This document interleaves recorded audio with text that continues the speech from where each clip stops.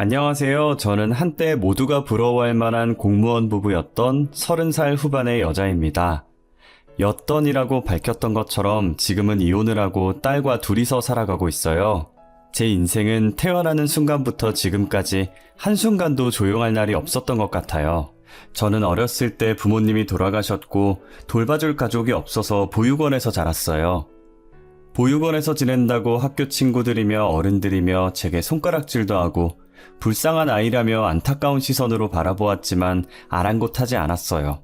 저는 공부만이 살 길이라고 생각했고 그때부터 공부를 죽어라 열심히 했어요. 우리 다현이는 나중에 뭐 하려고 이렇게 공부를 열심히 해? 아직까진 딱히 하고 싶은 건 없는데 일단 해두는 거예요. 공부를 해야 월급 많이 주는 회사에 다닐 수 있으니까요. 돈 많이 벌어서 뭐 하게? 뭐 필요한 거라도 있는 거야? 저를 무시하는 사람들 코 납작하게 해주고 싶어요. 꼭 성공해서 돈도 많이 벌고 당당하게 살 거예요. 그래, 꼭 그런 날이 올 거야. 원장님이 우리 다현이 성공할 수 있게 매일 기도할게. 부모 없다고 혹은 돈 없다고 손가락질 당하는 각박한 세상 속에서 원장님은 유일한 제 편이었어요.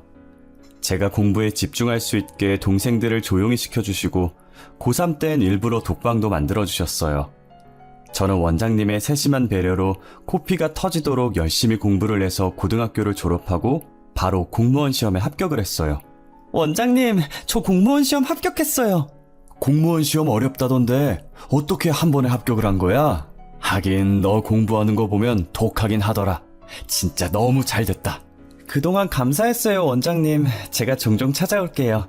항상 건강하세요. 그리고 어디 가지 마시고 여기에 계셔야 돼요. 당연하지. 내가 갈 데가 어디 있어. 죽을 때도 여기서 죽을 거야. 저는 보육원을 떠나기 전 원장님과 마지막 포옹을 하고 시원섭섭한 마음으로 보육원을 나왔어요. 제가 평일에 공부하고 주말에 아르바이트를 하면서 모은 돈으로 조그만 방을 구했어요. 얼마 안 되는 돈이라 집은 구할 수 없었고 당분간 찜질방에서 지내야 하나 했는데 운 좋게 좋은 집주인을 만났어요. 집주인은 제 사정을 듣더니 짠했는지 보증금을 많이 깎아주셨어요. 공무원 시험 합격 후 주민센터에서 일하면서 악착같이 돈을 모으기 시작했어요. 직원들은 결혼하려고 돈 모으는 거냐고 물어봤지만 저는 결혼을 생각할 여유가 없었어요. 결혼할 여유는 무슨 연애할 여유조차 없어서 당시 한 번도 연애를 해본 적이 없었어요. 제가 이번 생에 연애를 할 것이라는 상상조차 하지 않았어요. 그런데 집신도 짝이 있다는 말이 있듯이 저한테도 맞는 짝이 있었나 봐요. 그것도 제가 일하고 있는 주민센터에서 말이에요. 맞아요. 저는 같이 일하는 동료와 눈이 맞아 결혼을 했어요. 여기 커피요. 혼자 뭘 그렇게 바쁘게 일해요. 누가 보면 여기 일은 다현씨가 다 하는 줄 알겠어요. 쉬엄쉬엄 해요. 직원들 쉴 때 같이 쉬고 일할 때 같이 일하자고요. 커피 감사합니다. 그냥 쉬면 안 될 것 같다는 느낌이 들어서요. 사람들이 그러잖아요. 공무원들은 놀 것 다 놀면서 쉽게 돈 받는다고. 그래서 다들 공무원 하려고 난리인데.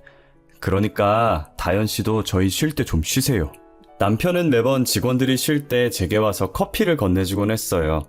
항상 같이 쉬자면서 제가 하던 것들을 다 내려놓게 하고 빈손에 커피를 쥐어주었어요. 저한테 남편은 제 손에 들려있는 따뜻한 커피 같은 존재였습니다. 어느 순간부터 남편을 보면 가슴이 떨리더니 눈도 제대로 못 마주치겠더라고요. 남편은 제가 계속 허공을 보고 이야기하자 내 얼굴을 붙잡고 자신과 눈을 마주치게 하더라고요. 사람 눈을 보고 이야기해야지 왜 계속 딴 곳을 보고 이야기해요? 제가 저기 있어요? 그런 게 아니라 너무 떨려서. 뭐라고요? 잘 안 들려요. 그렇게 작게 말하면 제가 어떻게 알아들어요. 다시 말해봐요. 방금 뭐라고 했어요? 지성씨만 보면 떨린다고요. 됐어요? 저의 갑작스러운 고백에 남편은 아무 말도 못하고 제 얼굴을 잡은 채로 눈만 꿈뻑이더라고요. 그래도 직원들이 간식 사러 다 밖에 나가서 없는 상태라 제 고백을 들은 사람은 남편뿐이었어요. 타이밍 절묘하게 제가 고백을 하고 30초 뒤에 직원들이 우르르 들어오더라고요. 둘이 뭐해? 지성씨는 왜 다현씨 얼굴을 붙잡고 있어? 둘이 뭐야? 제 눈에 뭐가 들어가서 지성씨가 불어주고 있었어요. 에이, 그런 거였어? 난 또 뭐 둘이 연애하는 줄 알았지. 둘이 되게 잘 어울려. 맞아요. 두 분 진짜 잘 어울리세요. 가끔 직원들끼리 두 분 사귀었으면 좋겠다고 얘기하고 그랬는데. 직원들의 말에 저희 둘은 빠르게 떨어졌고 각자 자리에서 일하는 척 했어요. 그날은 어찌나 시간이 느리게 가던지 퇴근까지 2시간 남았는데 마치 2년이 남은 것 같았어요. 저는 퇴근 시간 되면 바로 튀어나가려고 10분 전에 미리 짐을 챙기고 있었어요. 그러다 퇴근 시간이 됐고 그대로 가방을 들고 뛰어나가려는데 남편이 뒤에서 부르더라고요. 저는 그대로 굳어서 대답도 안 하고 가만히 앞만 보고 서 있었어요. 뒤에서 누군가 다가오는 소리가 들렸고 남편이 제 옆으로 와서 멈추더라고요. 가만히 서서 뭐해요? 가요. 계속 여기 있을 거예요? 아, 네네. 가야죠. 그럼요. 저는 남편의 말에 어색하게 웃으면서 뒤를 따라갔어요. 남편을 따라 도착한 곳은 회사 근처에 있는 산책로였어요. 남편이 앞에 있는 벤치에 앉더니 자신 옆에 앉으라는 듯 손으로 옆자리를 툭툭 치더라고요. 괜히 민망하기도 하고 어색하기도 해서 쭈뼛거리면서 남편 옆에 앉았어요. 저 좋아한다고 고백할 땐 언제고 왜 갑자기 저를 피해요? 제가 언제요? 저 좋다고 고백한 적은 없었거든요. 피한 적은 더더욱 없고요. 나보면 떨리는 게 좋아하는 거 아닌가? 그럼 저 싫어해요? 아니요, 누가 싫어한대요. 그냥 고백한 건 아니라는 거지. 저는 다현 씨가 너무 좋은데 사실 아까 다현 씨가 떨린다고 했을 때 저도 떨렸어요. 다현 씨 얼굴 잡을 때 제 손 떨리는 거 안 느껴졌어요? 제가 더 떨어서 몰랐어요. 저 다현 씨 좋아해요. 그래서 계속 다현 씨 챙겼던 거고요. 괜찮으면 저랑 사귈래요? 싫다고 거절하면 어쩔 수 없고요. 싫은 거 아니라니까 자꾸 그러네. 저도 지성 씨 좋아해요. 저는 괜히 흙을 발로 차면서 남편의 고백을 받아주었고 그렇게 사내 연애로 발전하게 되었어요. 저희는 연애하면서 한 번도 싸운 적이 없었고 3년 정도 연애를 하다가 결혼을 했어요. 제가 부모님이 없으니 상견례는 하지 않았고 남편 부모님께 인사드린 게 다예요. 시부모님은 처음 봤을 때부터 되게 따뜻하고 좋은 분이셨어요. 신혼여행을 다녀와서 인사를 드리러 갔을 때 제 친부모처럼 느껴질 만큼 저를 따뜻하게 대해주셨어요. 저희가 도착했다는 소식에 시부모님께서 버선발로 달려나와서 저를 안아주셨죠. 아이고, 우리 며느리 왔어? 신혼여행은 재밌었고? 네, 너무 재밌었어요. 어머님, 아버님도 오시면 좋았을 텐데 다음에 저희 휴가 때 같이 가요. 가보시면 분명히 어머님, 아버님께서도 좋아하실 거예요. 그래. 다음에 우리 꼭 같이 가자꾸나? 어여 들어와. 춥지? 우리 며느리 춥겠다. 얼른 들어와. 옷을 왜 이렇게 얇게 입고 왔어? 엄마, 아빠, 나도 여기 있거든? 누가 보면 다현이가 엄마 딸인 줄 알겠어. 그래, 다현이가 내 딸이야. 어쩔래? 얼른 들어와. 내가 밥 해놨으니까. 저는 그런 시부모님을 저희 부모님이라고 생각하고 남편보다 더 효도하면서 행복하게 살았어요. 시어머니는 애교 많은 저를 좋아해 주시고 시아버지도 아들인 남편보다 저를 더 좋아하셨어요. 호칭도 며느리에서 딸로 바뀌었고 저도 어머님 아버님에서 엄마 아빠라고 바뀔 정도로 잘 지냈어요. 시집살이도 전혀 없었고 오히려 시어머니께서 자처해서 며느리살이를 하셨어요. 그렇다고 제가 막 어머님을 부려먹는다는 건 아니고 퇴근 시간 다 와갈 때 저희 신혼집에 오셔서 밥도 해주시고 제가 밥 먹는 동안에 집안일도 해주셨어요. 제가 하겠다고 하지 말라면서 시어머니를 말렸지만 도저히 말릴 수가 없었어요. 이렇듯 제 결혼 생활에는 아무 문제가 없어 보이지만 딱 하나 저희 남편이 문제였어요. 한없이 다정했던 남편은 결혼한 지 불과 3달 만에 본성을 드러내기 시작했습니다. 남편은 쥐꼬리만한 공무원 월급을 가정이 아닌 오직 자신을 위해 썼어요. 예를 들면 운동을 시작했다면서 200만 원 넘게 돈을 들여서 신혼집을 헬스장으로 만들어버렸고 매달 나오는 상여금으로 운동용품과 운동화, 영양제 등등 전부 남편 본인을 위해서만 썼어요. 남편의 선물은 애초에 바라지도 않았고 생활비라도 보탰으면 했지만 한 번도 생활비를 보탠 적이 없어요. 저는 답답한 마음에 시댁에 찾아가 하소연하듯이 어머님께 쏟아냈어요. 어머님, 오빠가 지금까지 살면서 생활비를 낸 적이 없어요. 항상 제 월급으로 생활하고 오빠는 쓰잘데기 없는 물건만 사면서 돈 낭비하고 있고. 내가 미안하다. 사실은 아들이 고등학생 때부터 사고치고 다녔었어. 그래도 뒤늦게 정신 차려서 공부하려고 하던데 이미 대학은 못 가는 성적이라 우리가 공무원 시험이라도 준비해보라고 했었거든. 아, 그랬어요? 에휴, 말도 마라. 공무원도 우리가 3년 동안 뼈 빠지게 뒷바라지해서 겨우 된 거니까. 철없는 우리 아들을 아무 죄 없는 너한테 맡긴 것 같아서 나는 너만 보면 늘 너무 미안해. 알고 보니 남편은 고등학생 때부터 사고를 무지막지하게 치고 다녔었더라고요. 고3 때 뒤늦게 정신 차려서 공부하겠다고 하는 바람에 이미 대학은 못 가는 성적이고 공무원이라도 하라면서 시부모님이 남편 공무원 준비를 열심히 도와주셨대요. 정신 차리고 직장도 잘 다니길래 결혼하고 나서는 더 잘 살 줄 알았는데 어떻게 다시 예전으로 돌아갔냐며 어머님도 한숨을 쉬시더라고요. 시어머니는 제게 몇 번이나 미안하다고 면목이 없다고 하셨어요. 이게 어머님 잘못은 아니니까 미안해하지 말라고 했죠. 내가 미안하다는 말밖에 할 말이 없구나. 너를 볼 면목이 없어. 미안해하지 마세요. 어머님이 잘못하신 것도 아니잖아요. 어머님, 저희 어머니 집 근처로 이사하면 어떨까요? 우리 집 근처로? 왜? 마음 같아선 어머니랑 같이 살고 싶은데 어머님이 저희 신경 쓰신다고 피곤해하실 것 같아서 근처에 이사와서 어머님, 아버님 자주 뵙고 쉬는 날엔 맛있는 것도 먹으러 다니고 하려고요. 그래, 그렇게 해. 나는 너 자주 볼 수 있어서 좋아.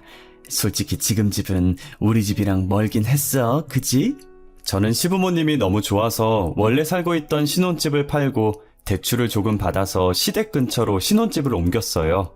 저희가 이사 오니 시부모님께서 너무 좋아하시더라고요. 멀리 있어도 자주 만났지만 이젠 걸어서 3분밖에 걸리지 않으니 더 자주 만나게 됐어요. 부모님이랑 자주 만나다 보니 남편도 연애 시절 때처럼 다시 돌아가는 것 같더라고요. 부모님께 잔소리 안 들으려고 행동을 조심하는 게 눈에 보였어요. 저희는 신혼을 즐기다 1년 만에 딸을 임신하게 되었어요.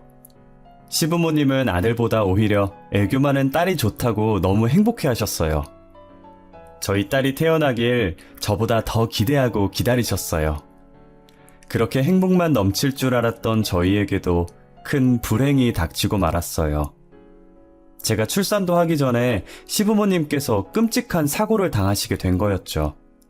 제가 여느 때처럼 일을 하다가 안부 전화 드리려고 아버님께 전화를 했는데 모르는 남자가 다급하게 전화를 받더라고요.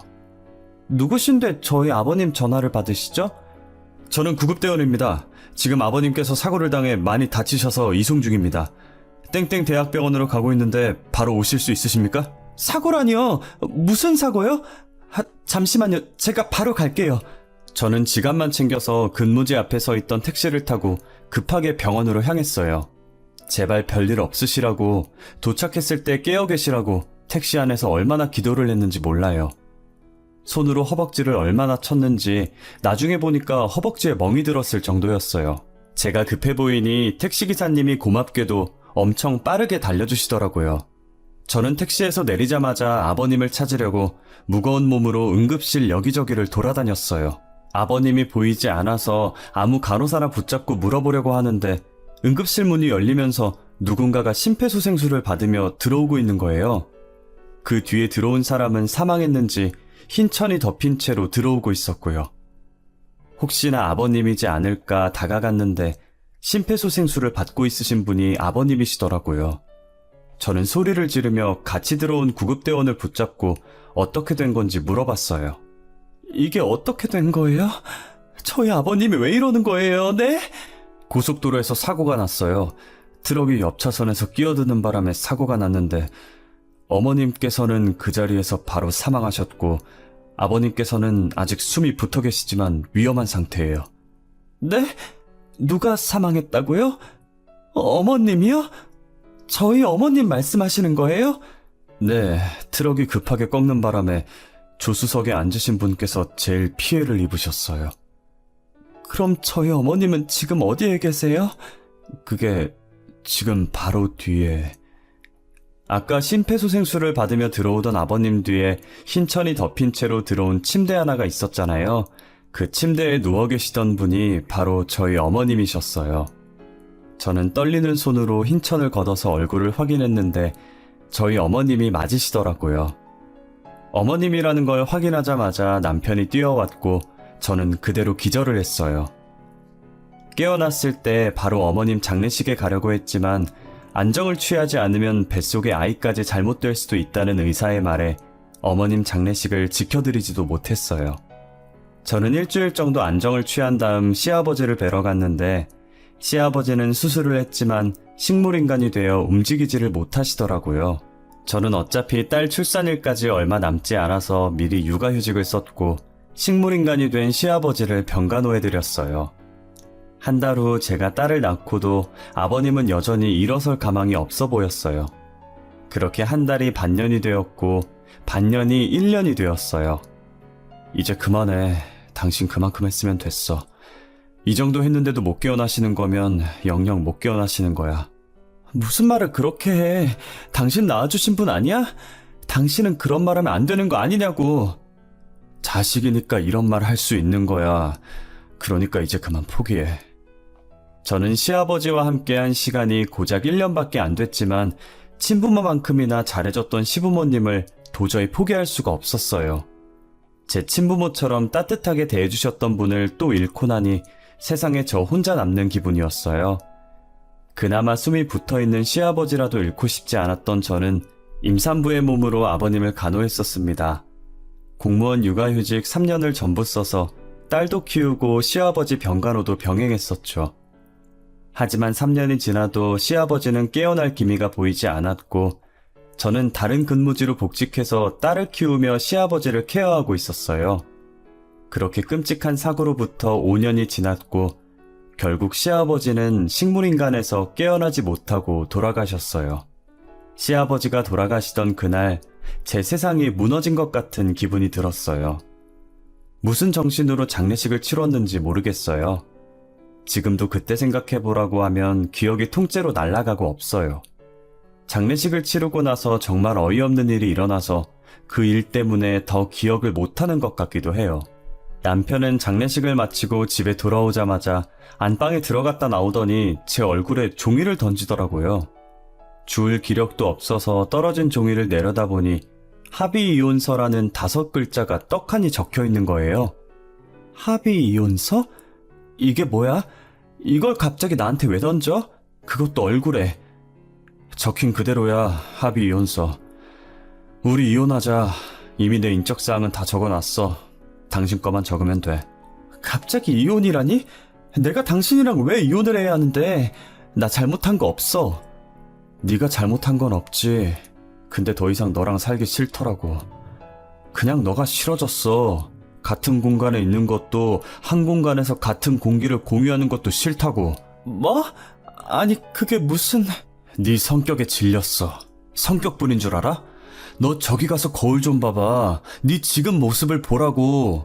너 뚱뚱하고 자기관리 안 하는 사람이라 너무 싫어. 남편은 혐오스럽다는 표정으로 저를 보면서 제 가슴에 비수를 마구 꽂았어요. 시아버지 돌아가시기 전까지만 해도 잘해줬던 사람이 돌아가시고 나니까 태도가 돌변해서 제게 이혼하자고 하는데 너무 화가 났어요. 너는 자기 관리를 그렇게 잘해서 똥배가 튀어나왔니? 너 어디 가서 웃지 마. 턱 두게 되니까. 누가 누구한테 자기 관리를 안 한대? 나 너랑 이혼 안 해. 아니? 못 해줘. 괘씸해서 이혼 못 해준다고. 야, 너 말 다 했어? 뭐가 어쩌고 어째? 아직 할 말 더 남았다 어쩔래? 너 노안이라 50대로 보여. 내 친구가 전에 그러더라. 시아버지랑 장 보러 왔냐고. 그러니까 너나 관리해.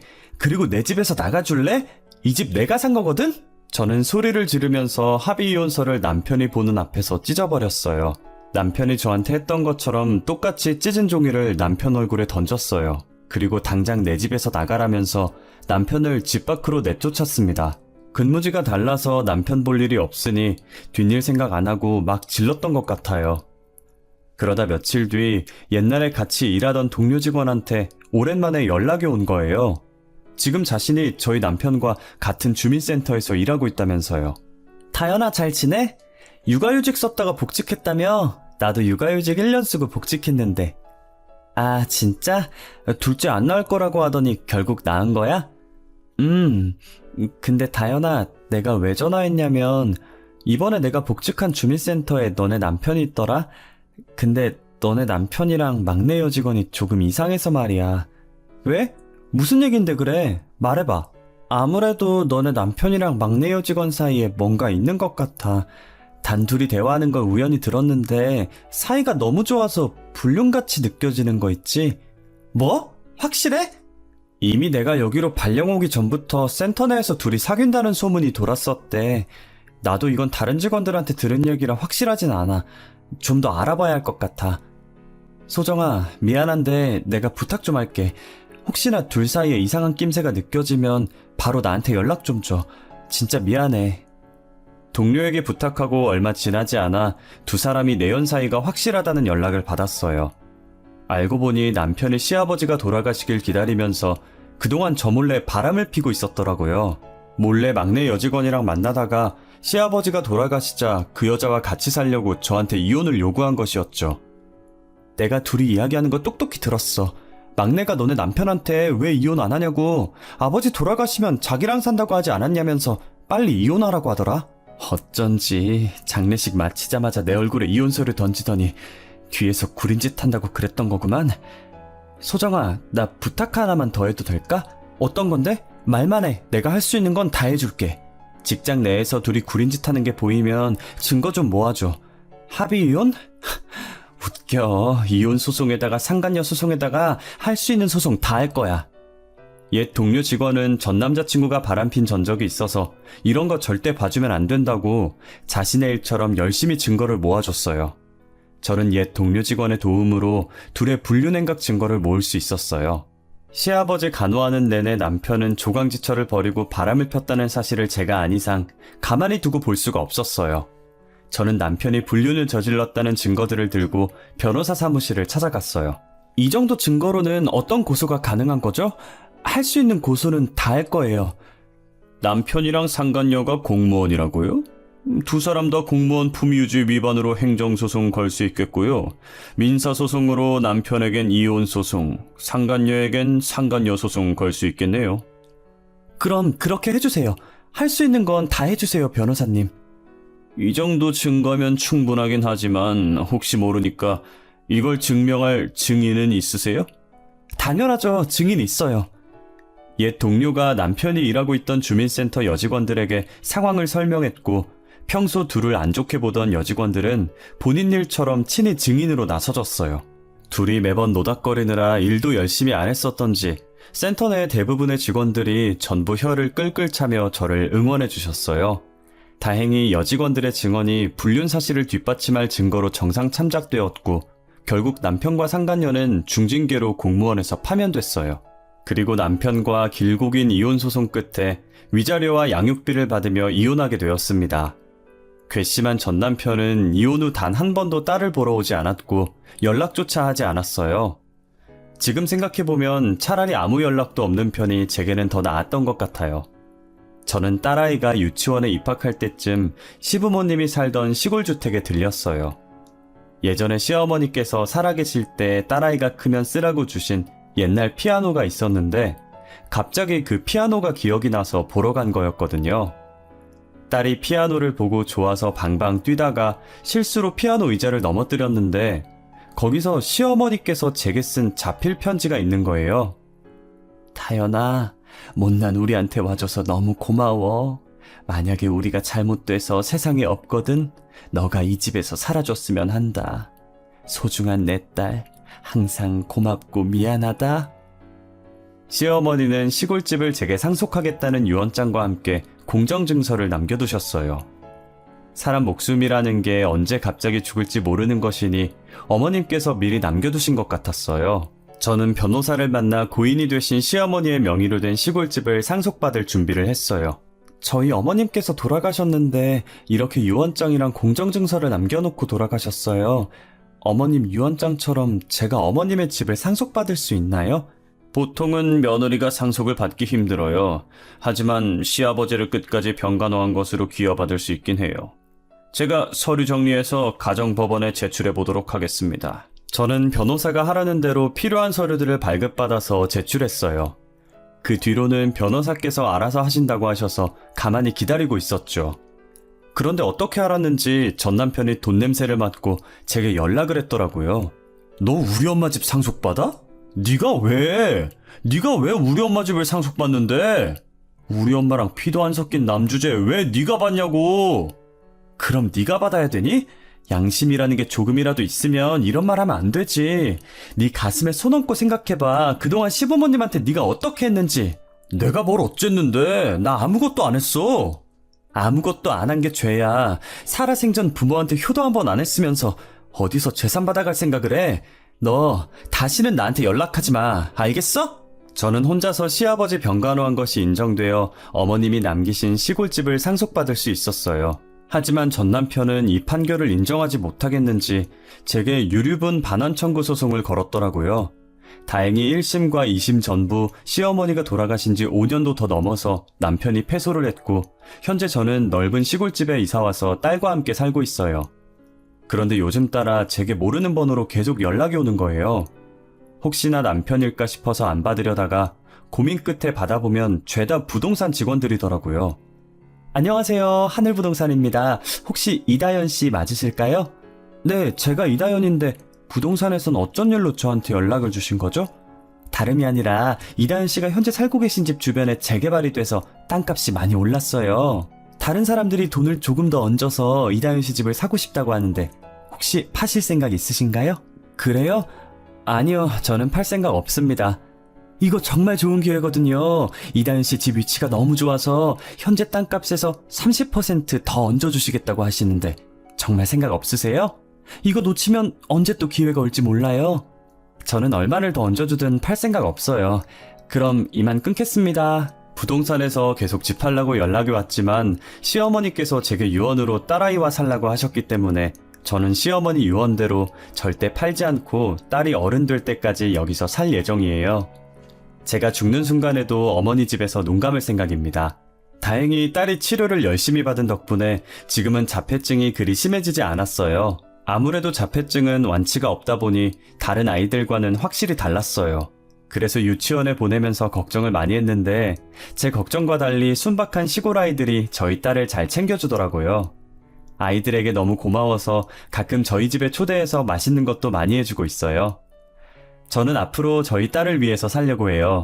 제게 가족이자 1호 보물은 딸이에요. 늘 지금처럼 건강하게만 자라주었으면 좋겠네요. 여기까지가 제 사연입니다. 들어주셔서 감사합니다.